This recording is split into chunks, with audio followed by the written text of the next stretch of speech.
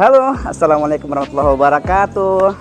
Kita lagi ada di proyeknya Arsitek Serenity, tim Arsitek Serenity di daerah Bintara Kranji, tepatnya di daerah perumahan Duta Kranji. Proyek ini sudah kita review kemarin tentang progres pembangunannya, dan di belakang kita bisa teman-teman lihat langsung ya. Sambil saya jelasin sedikit lagi, progresnya udah mulai kelihatan dari sisi fasadnya yang kalem banget, smooth, nggak neko-neko, tapi punya karakter yang kuat banget. Dan hari ini lanjutan dari yang kemarin, kita mau tunjukin proses tahapan-tahapan dari tim sipil Arsitek Serenity, bahwa pengerjaannya itu nggak sembarangan. Dikerjakan orang-orang yang udah berpengalaman, yang sudah hampir sekitar 5 tahun ikut dengan tim Arsitek Serenity. Seperti apa lengkapnya, kita jelasin satu persatu untuk bagian depan dulu.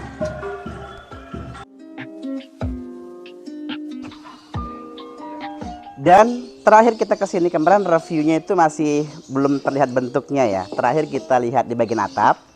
Bagian atapnya kita udah terakhir itu masih pasang rangka untuk plafon, dan sekarang udah di finishing pakai PVC warna coklat ya, motif kayu lebih tua. Biasanya kita ambil yang lebih muda, yang ini lebih tua biar terkesan lebih minimalis dan berkarakter, itu tujuannya. Terus di bagian bawah yang terakhir kemarin teman-teman lihat ada well panel, saya samperin deh.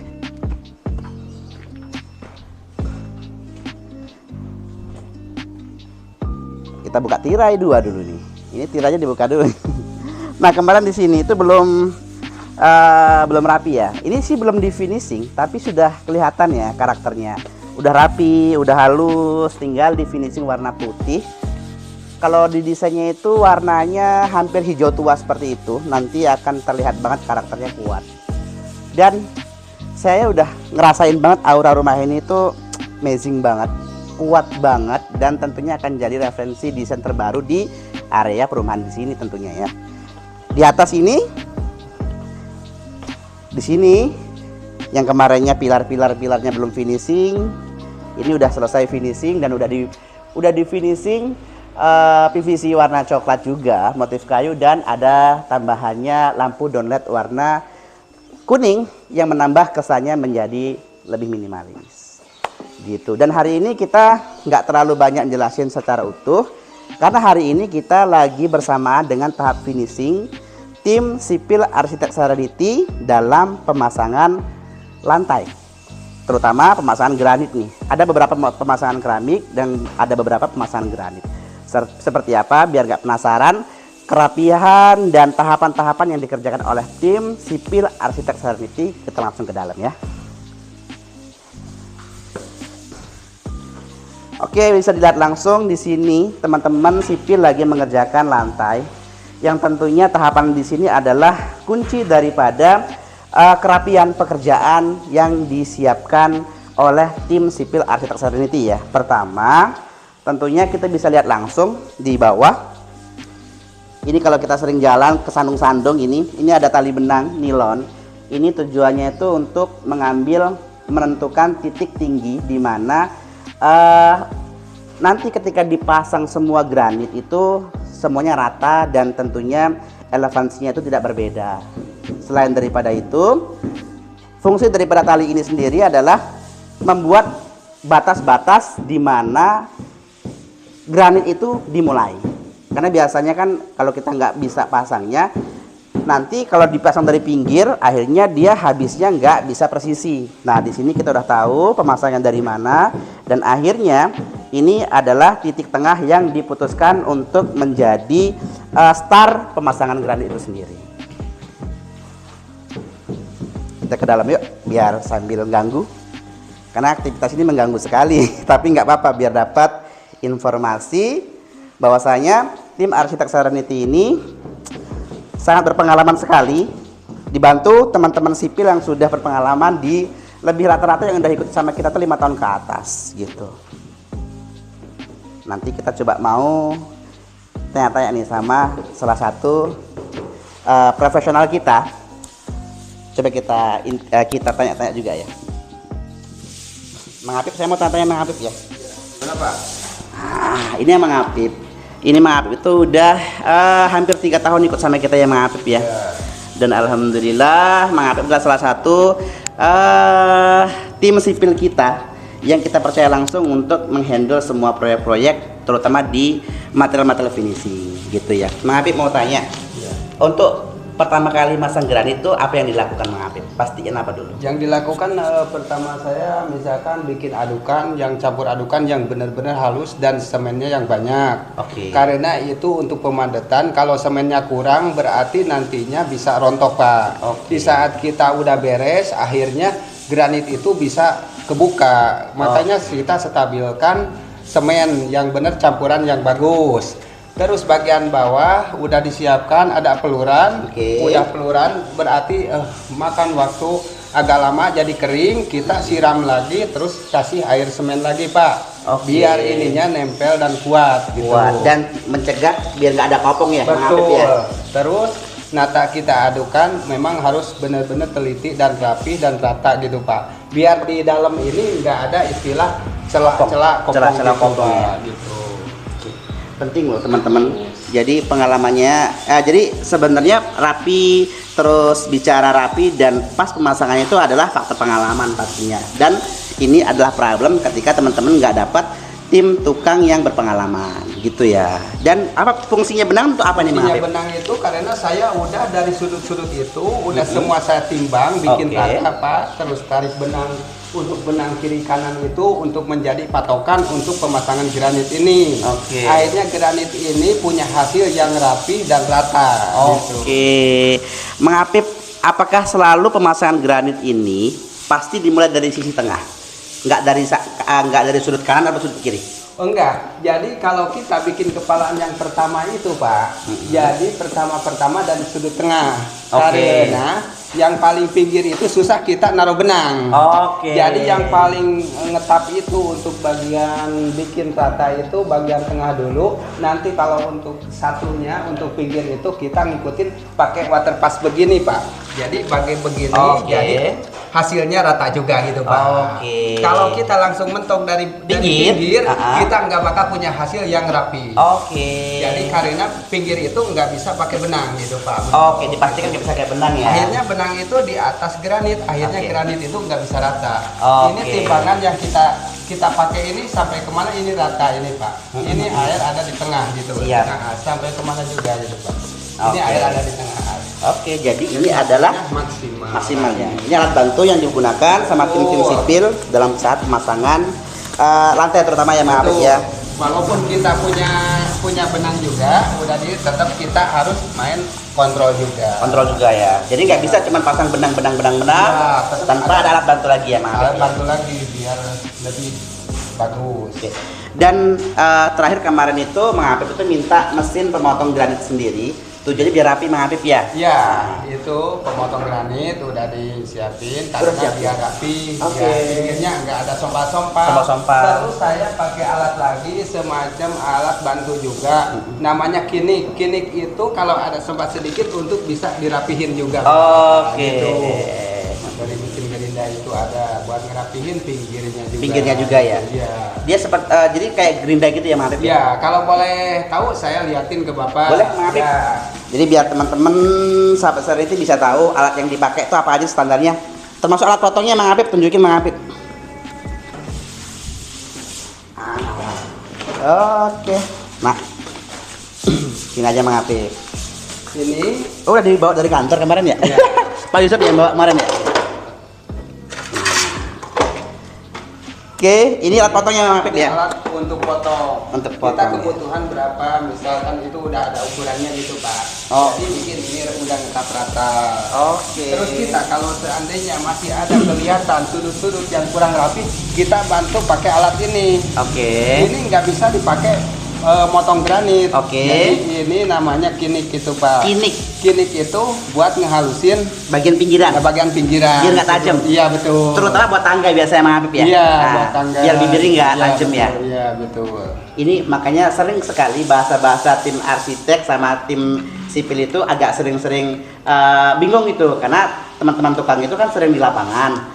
Terus mereka itu lebih sering pakai bahasa yang mereka pakai nih, Betul. gitu kan. Jadi ini tadi namanya apa, Mang Apip? Kalau saya kinik, Kinik, karena itu dengan merek nama, ya? punya nama juga di situ. Kalau biasanya kinik juga gitu. Namanya emang Kinik sih. Jadi Memang lebih namanya Kinik. lebih apa namanya? Lebih pakai brandnya sih, ya. Jadi lebih gampang sih. Pak mau pesennya Kinik, Iya, bukan jadi- kan dia juga ada yang bisa buat motong keramik, motong Iya, granit, beda-beda, motong besi, iya. beda-beda. Ada resbo, ada resbo. Karisbon. Ah, ada karisbon, banyak besi, macamnya itu ya. macam-macam. Kalau ini buat motong besi nggak bisa. Oke.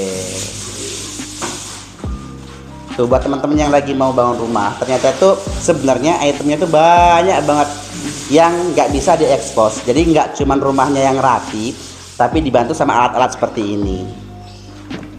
Gitu ya. Dan alat potong ini sangat wajib sekali buat tukang yang sudah profesional banget. Kenapa? Tanpa alat bantu ini, potongannya itu agak susah, nggak presisi dia itu. Jadi kalau udah pakai ini, yang pertama tuh manfaatnya dia nggak berdebu, Mang Apip ya. Gimana Pak? Kalau pakai alat ini tuh manfaatnya nggak terlalu berdebu ya. Iya, ini nggak terlalu berdebu. Hmm. Kita kenapa bisa pakai, misalkan kadang-kadang pakai pisau keramik itu, kita kebutuhannya Pak, kalau ada celah cowakan di sini untuk apa saklar semacam gini kan Pak. Oh iya. Semacam Dia di ini. tengah ya. Posisinya ada di tengah. Kita nggak mungkin dibelah semua. Betul. Nah Dengan itu keadaan pakai rapi. gerinda itu ya. Betul. Oke. Kalau untuk yang cuman bagian lurus-lurus saja masih bisa pakai Bisa, potong granit gitu ya. Pak. Jadi kembali ke tergantung kebutuhannya apa ya. Ya, kalau itu mungkin untuk motong besi Pak. Nah ini yang WD yang sering ini Iya. Crispo ini buat motong besi standar sih. Ini kalau beli sekali beli satu lusin ini isinya 24, ada yang 12 juga. Iya. Kalau ini wajib ini untuk motong, untuk potong-potong nih Mang Apip ya. Iya. Untuk motong-motong besi ya. Iya gitu besi. Gitu. Jadi wawancara kita hari ini sama langsung dengan tim spesialisnya dari kontraktor Serenity sendiri nih Mang Apip ya. Ya. Yang mau ketemu sama Mang Apip tentunya order langsung ke tim arsitek Serenity loh. Biar terpercaya kerjaannya. Iya. Kita juga kalau jarak jauh-jauh gitu kan Pak, untuk nimbang ini kerataan kita Yes. kan main selang Pakai timbang selang timbang. air. Oke. Tapi tetap kita kalau udah benang udah pas, udah dipasang, begitu mau masang tetap kita bantu pakai Pakai water pass. waterpass itu Iya. juga. Jadi nggak cuma biar maksimal alat bantu hasilnya aja. gitu. Oke. Water pass ini penting sekali. Penting sekali. Ini untuk start awal ya, Mang Apip ya. Iya. Untuk start awal menentukan titik benang tadi mau diambil ya. Betul. Selanjutnya setelah masang harus ada water pass juga ya, Tetap juga untuk memastikan kontrol. kontrol rendah tingginya si granit yang akan dipasang. Betul. Makasih Mang Apip ya. Sama-sama. Kita lanjut lagi. Mang Apip makasih banget nih. Ini ada satu lagi pekerjaan. Nah, sebelum ke plafon, ini ada pekerjaan perapian dinding yang tiap harinya digosok terus. Kita ke dalam. Namanya ini Mang Ujang ini. Dia nggak mau dipanggil namanya, dia malu-malu sih. Nah, di sini ternyata kalau bicara dinding itu jujur sih agak lumayan ekstra banget. Karena untuk mendapatkan dinding yang sempurna atau baik lah ya, kalau sempurna itu kan nggak ada batasannya ya. Baik halus seperti ini ternyata mengorbankan satu orang standby dan digosok-gosok udah kayak jin kan. Perkenalkan nama siapa Kang? Kang kenalan dulu Kang. Nama saya Tian. Kang Tian. Kang Tian ini adalah titisan dari Mang Apip. Anak pertama ya, Kang ya? Anak pertama. Anak pertama dan sekarang udah support banget bantu si ayah, ya kan? Dan kerjaannya lihat sendiri nih. Keren banget kualitasnya. Dan jadi sebagian keluarga besar arsitek Serenity ya kan? Ya, Kang, seneng nggak gabung sama tim Serenity? senang banget. Seneng banget. Dari dulu juga. Padahal bosnya galak banget ya? Iya. Harusnya galak banget. Oke, jadi kesan pertama join sama kita, alhamdulillah cocok sampai saat ini sekarang, dan manfaat cocok itu kerjanya dari hati emang. Iya. Tentunya rumah ini bukan buat si klien pemilik, tapi rumah ini buat kita. Kalau rumah ini buat kita puas, pasti pemiliknya juga Wow. puas kan? Puas nggak? Puas. Puas. Makasih loh Kang ya, Iya. untuk kerjaannya, keren loh.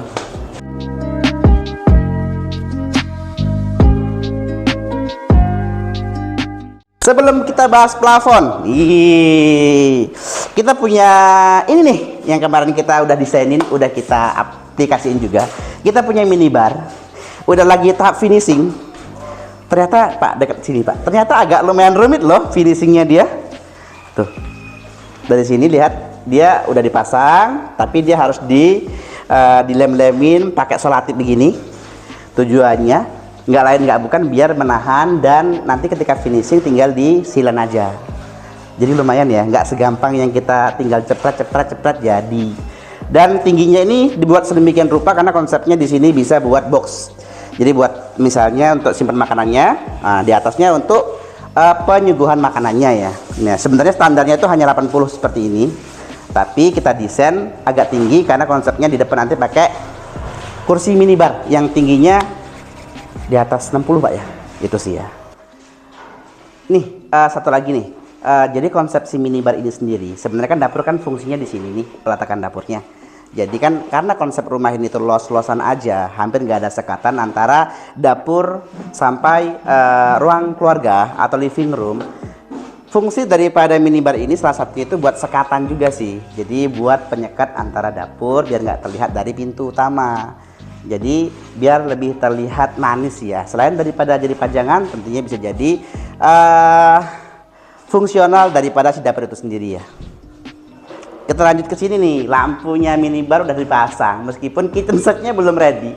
Karena nanti ada kitchen setnya di situ, ada kitchen set lagi didesain, lagi diproduksi di workshop. Nah, ini adalah lampu gantung yang udah dipasang, disiapin, menambah kesannya makin etnik, minimalis banget.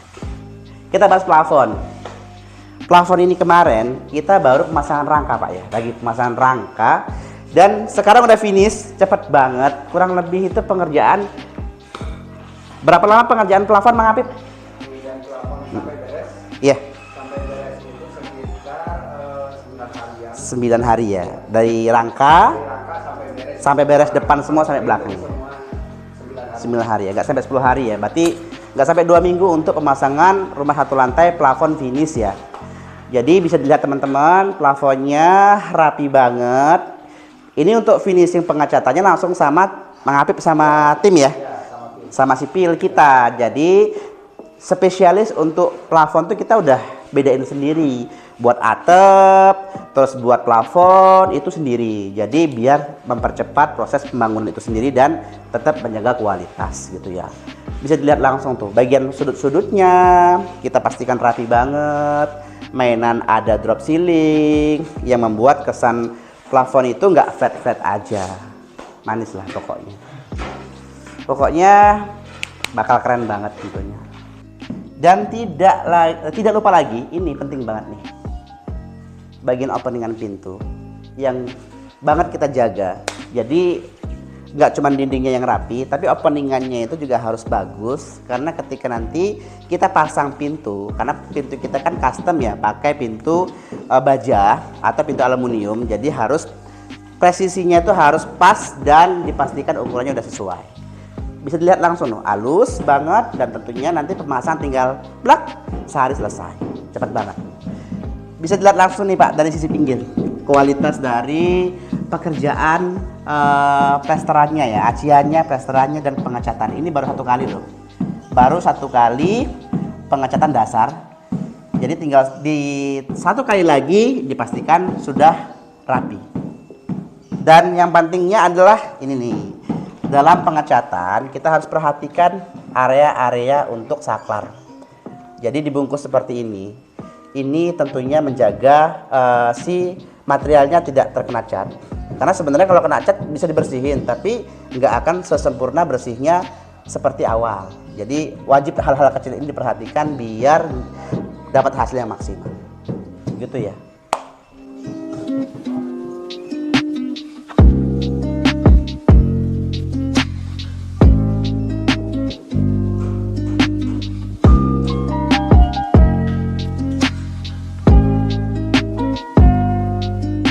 Dan ini ada perbedaan elevansi antara lantai yang di dalam rumah sama teras yang di depan. Sekitar berapa tinggi ini Mang Apip? 4 cm. Hanya tinggi 4 cm perbedaan elevansi itu. Fungsinya adalah untuk menjaga, selain daripada membuat manis elevansi itu sendiri, tentunya bisa membuat bagian di sini jadi ketika nanti misalnya musim hujan, karena dia kena tampias dari depan, tentunya nggak masuk di dalam rumah. Itu fungsi pertamanya di situ. Selain bisa buat rumah itu berkesan lebih minimalis banget. Dan ini yang kemarin konsepnya di sini karena daerahnya itu agak banjir ketika di momen-momen tertentu. Jadi ada peninggian level hampir 1,8, hampir 2 meter. Bisa dilihat sendiri teman-teman.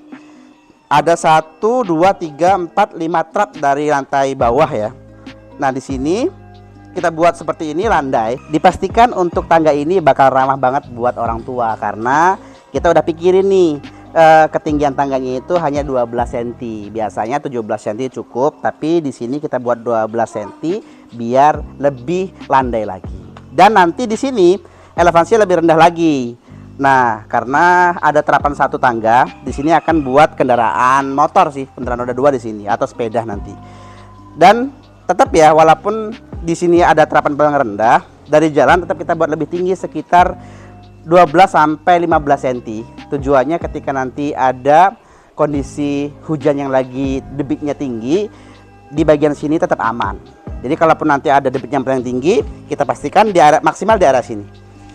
Karena kita sudah survei dan tanya sama pemiliknya, itu maksimal tinggi air kemarin hanya di sekitar 80 sampai 1 meter sih. Dan di sini kita udah pakai 120. Gitu.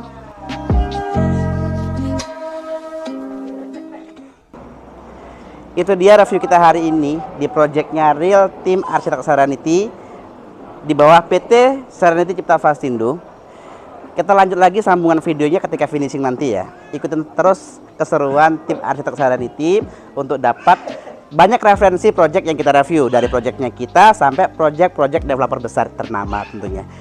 Dan jangan lupa tentunya subscribe ya, yang belum subscribe channelnya Tim Arsitek Serenity, dan jangan lupa follow Instagramnya Arsitek Serenity dan TikTok kita juga pastinya ya. Dan untuk teman-teman yang sudah subscribe, jangan lupa klik tombol loncengnya biar dapat notifikasi aktivitas kita semuanya ya. See you buat hari ini, seru banget pastinya, dan sampai ketemu di video kita selanjutnya. Assalamualaikum.